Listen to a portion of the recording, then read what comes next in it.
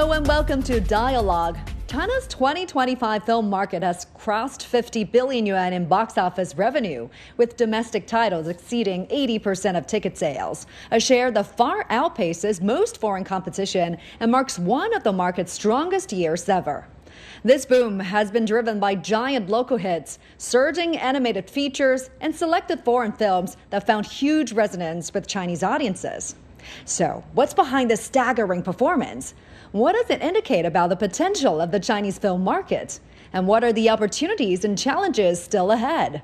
Join us for our discussion today from Beijing. I'm Li Qiuyuan, sitting in for Xu Qinduo.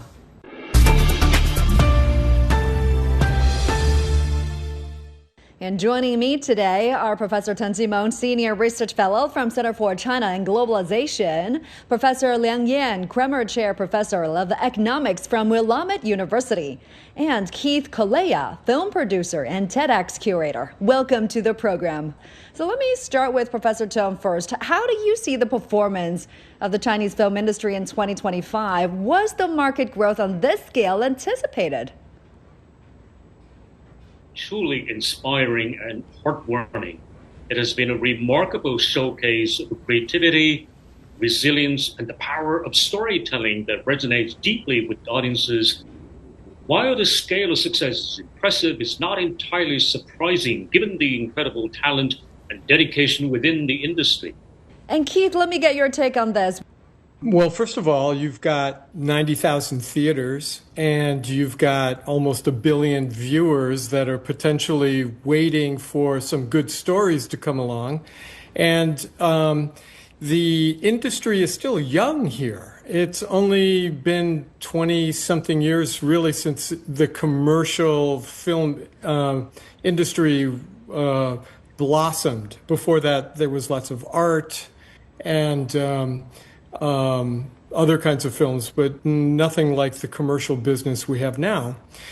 But I think that what this shows the Zootopia's success is that there's an audience out there waiting for good movies to come along in a consistent way. And I think that this is a good wake-up call for the industry. And, people have been talking about how there's the movie industry is gone. Everybody's moved on to their iPhones. That's not true. This is a clear indication that movies are not dead. And this looks really good for the future if we can start making movies here in China with a little bit more, maybe some Hollywood structure fitted in with our Chinese creativity. And we take a look at the box office performance in 2025, Professor Liang, with domestic films capturing more than 80% of total revenue. Do you see this as a structural shift in audience preference, or is it just a short-term convergence of titles and timing? I mean, does this indicate a fundamental change in how Chinese audiences identify with local stories? It is the latter. I think this has showcased a sort of a trend. And I think that Na Zha #2 actually accounted for about 30% of the total box office sales. So this is a very successful film. It's animation. And I agree that these kinds of genre of the movies, it's highly attractive because this is very sort of catered for families, right? So families would want to watch these kinds of animation movies together. And this specific one, I think it's also highly successful because it was able to provide really stunning visuals as well as really good storytelling that has the relatable themes like families, like fighting for your destiny and so on. And so I think that really resonates with a lot of people. So I think, this also shows in general, there has been a trend towards Chinese movies because there's a very cultural and historical kind of connections that people can draw on. Not to mention, I think, with the advanced technologies, now China's filmmakers are a lot more sophisticated and are able to use these advanced technologies to create really stunning visuals. So all of these, I think, really attract a lot of the audiences. And I would also add that there's a lot of great marketing strategies that pretty much, provide the kinds of conducive environment, right, and show a lot of appeals when you have also other merchandises, social media, and theme parks and so on and so forth that would create a lot of appeal to these Chinese movies. Right. And Professor Teng, what about you? What kind of trends have you picked up from China's film industry in 2025? This is going to be a really commercial blockbuster or tent films prevailing in the Chinese market. This is a mature market right now, as we can see that filmmakers are actually experimenting with variety, genres, with depth and authenticity. I mean, all that kind of commercial elements now being found in these films. And particularly in this case, in this success case, is that the Chinese filmmakers are actually using lots of local materials, mythology, and the most recent history, the war history, the history of socialist construct, and also personal relationship, and a little bit of kind of feminist sentiment. For example, in Shao Yihui's Her Story, I mean, you see a kind of a flourishing of commercial films that addresses everyday lives and even personal issues in this very stage. But then they borrow lots from Hollywood, for example, in terms of a narrative strategy, marketing strategy, and also in terms of acting on the part of the actors and actresses. In fact, there's already a star system here in this country. Look at some of these great films, quite star-studded. I mean, in this case, if you see Wu Shan's Creation of the Gods, and in Her Story, and these are already existing commercial patterns now being employed by filmmakers, by industry insiders in this country. And Professor Liang, over to you. Analysts project the total gross earnings of latest Avatar release, Avatar Fire and Ash, for the Chinese mainland might not reach the astronomical heights of its predecessor. Some say Chinese audiences' consumption of Hollywood blockbusters has completely shifted from blind admiration of technology to a rational choice based on emotional connection through IP and content resonance. What are your thoughts on this? Well, I think that seems to be right. I think that the storytelling is really definitely a very important part of a movie experience. And I think Avatar, yes, the previous two were very successful, and this one as well. And I think that, again, created already some really good sort of momentum. And I think Zootopia is even more so. I just watched it with my, teenager boys and my preteen boys, and they both really loved it. Who wouldn't like these really interesting and beautiful, cute animal characters? And I also think that, the themes of these movies, a lot is about inclusivity, about social justices, about the weak fighting against the seemingly powerful, and yet they're always being able to, get the upper hand and, defend themselves and so on. So I think the stories are very inspiring. And in some ways, these would be really sort of transculture. I think, this kind of fighting spirit, right, is challenged in the United States and China. And Zootopia also very, I would say, smartly, right? The Gary, the snake, was actually created, designed really with China's zodiac year. 2025 in the lunar year calendar is the year of snake. So according to the co-director, Mr. Bush, he actually talked about how the snake was created to really try to win the appeal of Chinese audience. So I think, again, storytelling is important. Have the stories that are suspense, and also at the end, right, really give you the sort of sense of relief, the sense of victory. I think that would really resonate with Chinese audiences. I think, not to mention, we also just talk about the Chinese filmmakers. They're also utilizing, the stories, the historical, sort of mythologies, and all of these, I think, really showcase storytelling is very important. So instead of having, some sort of geopolitical tension in mind, right? I think the best part is to create the stories that would resonate people from different cultures, from different countries. And one last point I wanted to make is, from a broader perspective, we know that, the trade tensions still sort of loom large between, different countries, including US and China. But I think this really showcases China is a very large market and a growing market for services, right? Services now already account for over 46.8% of Chinese households consumption. So this is a very large and untapped market. I agree with, Keith. And I think that, there's a lot of cooperations can be done between the two countries as filmmakers to really promote the kind of service consumption in China. Professor Teng, in 2025, the box office revenue of all animated films accounts for about half of the total box office. How do you see the development momentum of animated films here in China? Well, I see great future for the animated films in China. In fact, China has been known as a powerhouse in terms of animated filmmaking, which can be traced back to the 1930s. I mean, in fact, the Japanese animated masters learn animation films from Chinese. For example, The Iron Fan Princess, 铁扇公主. I mean, that's a great animation film made back in the 1930s.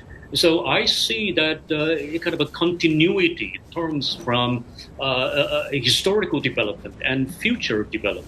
And take Ne Zha, for example, was a kind of a tribute to China's animation film back in the 1930s by working lots of realism into that film. I mean, Jiao Zi, the director, actually is very, very smart in terms of using the Hollywood structure and place mythology as an infrastructure in telling this Asian Chinese story, but make it relatable to modern individuals in terms of defiance, child-parental relations, and defiance, and all of that kind of a relationship being now explicitly showcased through this Chinese mythology film. And so I see great future in terms of animation film here in China because there is a huge reservoir, a huge treasure house in terms of Chinese mythology. And secondly, I think there's also this large talent pool out there. I mean, statistically, China has now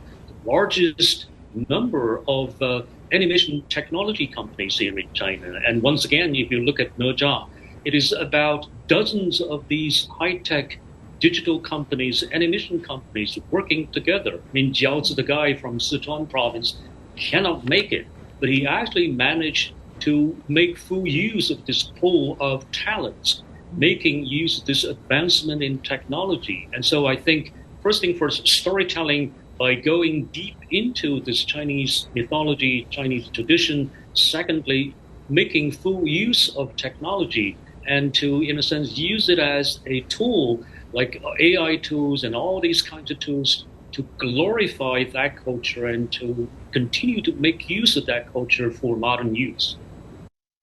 And Keith, I'm really curious, how are you looking at animated films like Ne Zha? Let me get a non-Chinese perspective, because from our perspective, this film has become a global phenomenon, breaking a lot of records. The record for the highest box office earnings of animated films worldwide, and it lays the foundation for Chinese film market in 2025. But how are you looking at this? Well, even the first Ne Zha, it really took advantage of storytelling, not Hollywood structure, but story structure, and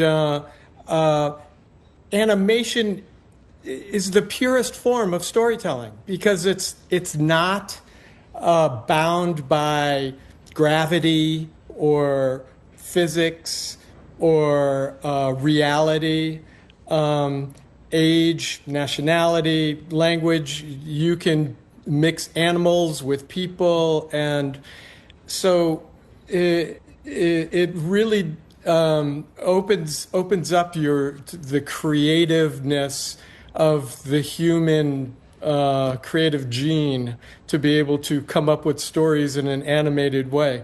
So yeah, animation is just a wonderful I mean, I grew up on it. That's the first thing I watched when I was a kid was cartoons. And I think that for families, there's always something for the kids. Then, like with Zootopia, there are social issues that connect with the adults. You can use animation to bring the families together, to take them to the theaters. So it's a wonderful, it's something that will always be with us, and it's something that will always thrive. And and so Ninja is just fantastic. The people that made that film, wow, my hat's off to them. Great job. Oh, good to hear that. Good to hear that. Now, Professor Liang, over to you. Still looking at Nezha, what kind of model does this film provide for its global counterparts? I mean, how do you enable the deeply rooted local myths, for example, in history, to transcend cultural barriers and evoke emotional resonance among audiences all around the world? What sort of experience can we gather from this success? Well, again, I think Nezha's success really showcases a number of factors. One has to do with, again, this kind of cultural, historical connections with the Chinese people, but also just the general theme that I think is really cross-cultural, right? This is about family connections. This is about belonging, and this is about fighting for your own destiny or against your similarly, determined this destiny. And so I think a lot of these themes really resonate with not just Chinese people, but I think culture people all around the world. And also, this very advanced technologies that we just mentioned, I think that also really helped to showcase help to the success. And finally, I think the marketing aspect is also very interesting, right? I think the Nota 1 has been a success. And so the sequel, comes on the sort of this heel of, the previous success. And it's also promoted during the Chinese New Year. So I think that, again, created this really opportunities for families to go in the movie theaters and enjoy themselves. And I agree that animation typically, right, could win a lot of audiences because it is family friendly, and you could create all these characters. They're transcultural, transracial, and they're also translingual, right? That you could always have, Zootopia coming to China and have it adapted to the Chinese voices in a very seamless way. So all of this, I think, helped to create a success of these animation movies. And of course, Naja is even more successful out of this genre. But I think there's also showing that, Chinese audiences now are much more in favor of, animations, also historical epics, right? The Dead to Rights has been also quite successful film, as well as actions and others. And they seem to be less favorable these days for romances or comedies, which used to be really very popular in China. So I think all this just to show that telling a good story and tell a story that will resonate with your audience and, narrate the stories in a beautiful way with all these stunning visuals, all of this would really help to create, successful experiences for the audiences. Right. Let's also talk about the role of technology here. I mean, emerging technologies such as AI, they're increasingly integrated into every aspect of film creation, production, and shooting. I think Professor Teng earlier mentioned a little bit about technology and the teams that are doing it. Keith, let me get your take. These technologies, they are enabling creators to be liberated from repetitive tasks and focus more on core creativity and artistic expression. But how does high tech help promote the development of film industry? What could the industry look like with these technologies in the future? I think that it's just going to cut a lot of corners, like you said, on a lot of the tasks. But it really doesn't replace creativity. I think it kind of maybe protects it in a way because it allows the filmmakers not to be so bogged down on the actual technology of the making of certain things, because the AI can now replicate lots of different worlds for you without having to spend so much on budget. So it's going to free up a lot of creativity, I believe. And so I'm excited at the things that can now come out of it. But as far as the technology changing us, I think it's still going to be human driven with technology backing us up. Let's also take oh, yes, Professor Teng, please. If I may, let me just jump in by agreeing with my fellow panelist. I think AI, yes, can be a huge revolutionary force in terms of filmmaking here in this country and also around the world. But then we must come to realize this very tool, this AI tool, must not be used to replace human power, human creativity. It can help. It generates this kind of milieu that, as a kind of replacement of human being. But in fact, it's not.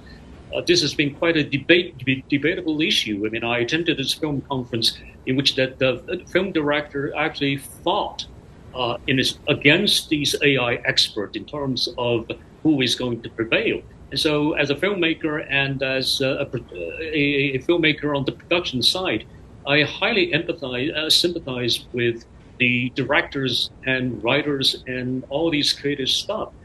In terms of resisting the onslaught of AI and this so-called advanced technology to, in a sense, to replace human. Let's also talk about this model we have here in China, which is Film Plus model. Professor Teng, I think you know this better. The Chinese film market not only has strong box office performance, but also releases huge growth potential through the Film Plus consumption model, right? For example, films have driven the development of IP derivative products and the growth of the tourism industry even. So can we say the film industry has shifted from a single box office economy to a diversified economy, Professor Teng? Absolutely. I think it's you're right in saying that we are now on our way to a diversified economy with heavy participation and heavy involvement of filmmakers and filmmaking in this very process. First thing first, I think filmmaking can help a particular region to develop a particular economy. Look at all these so-called special villages or tourist villages with special characteristics. These villages feature special themes. If you look at the director Feng Xiaogang's the filmmakers' commune in Hainan Island, that was a typical example of using filmmaking to expand the local economy and by working elements of filmmaking into that very community. For example, people can visit, people can participate, and people can experience how a film is made with modern technology. For example, using the red eye, the most latest development of red eye, and on the set to make his film back in the past known as The Assembly, Jijiehao. The assembly was made in that very particular situation in which involving all these visitors, tourists in that island, and also youth. Fanghua, for example. That was a particular film, in this case, to develop this tourist economy in that particular region. So in this sense, I think the Film Plus model is a innovative sort of a feature of Chinese filmmaking that can shed light on the future filmmaking. And so in this sense, this model of China can help and can enlighten perhaps people in filmmakers around the world. We don't see this. I don't see this in California, for example.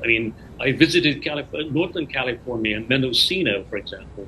It used to be a filming set, but now everything seems to be declining because of less of investment, lack of filmmakers in terms of follow-up projects in that area.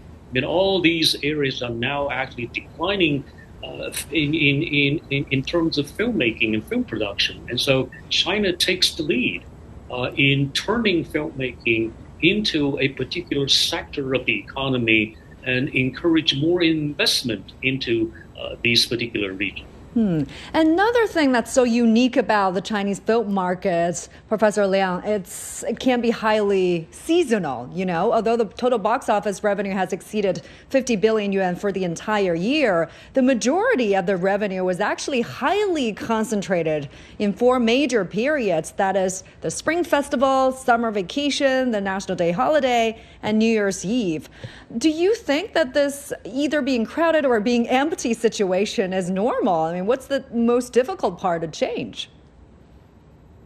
Well, I think it's sort of normal because these are the typically days where people are enjoying vacation time from work and have the family time, and that's where typically they would seek this kinds of entertainment. But that said, I think there's definitely ways to improve it, right? So that means we may need to have more holidays. We need to have more time off of work, and also have more convenience and have more facilities, right, for people to see the kinds of movie going experiences. And I think China is doing that. With the, right now, mobilizing domestic consumption has become really a priority and strategic goal of the government. So I think, there should be and there will be many more measures that will try to promote entertainment, cultural experiences, tourism, travel, and so on and so forth, and make it more of a daily experience and, some of the sort of things that people would enjoy during their normal times instead of only during, holidays or vacation times. And I also wanted to just add one more point about this consumption ecosystem that is centered around and spill off from this film industry. So Professor Teng mentioned a lot about tourism, but I also think the merchandise is another big market, right? So for Zootopia, for example, it's not only the Disney have these Zootopia theme park that people can go and visit, but there's a lot of also official merchandises like clothing, stuffed toys, and handbags, and so on and so forth. But Zootopia is actually also working with other brands to produce clothing, food and beverages. I have seen, candy, cotton candy in Disney World that is themed after the Zootopia. There's also electronics. So all of these, I think, are opportunities to expand, right, these merchandise markets. And I also know from some reports that China Eastern Airlines last year launched a Zootopia-themed airplane. So I think, again, the market is vast, and the consumption pattern has been growing towards consumption, towards services. But that also means, you would have all these other spillover effects to merchandise markets, to tourism, and other cultural experiences. So I think, this would be a really growing and vibrant market going forward. And Keith, Can I say something? Yeah, sure. Go ahead. As far as the holidays, and, that's common everywhere. But what we need more importantly is a sustainable a system of creating movies that work, so that people all year round. Movies are where you go on a date. Movies are where you go for to be social with other people, and that doesn't always just happen on holidays. That happens year round. And I think the same thing with merchandising. If we don't have good movies, merchandising a bad movie isn't going to get you anything anyway. So I think the main point here is to first establish a system of creating movies here in China that will travel the world. And once we get that going, this will just take over everything. Yeah. So anyway, I just wanted to throw that in there, but I'm afraid that's all the time we have. And with that, we come to the end of this edition of Dialogue. Many thanks again to our guests. You can also find us on the CGTN app or YouTube. I'm Li Yuan. Thank you so much for being with us. See you next time.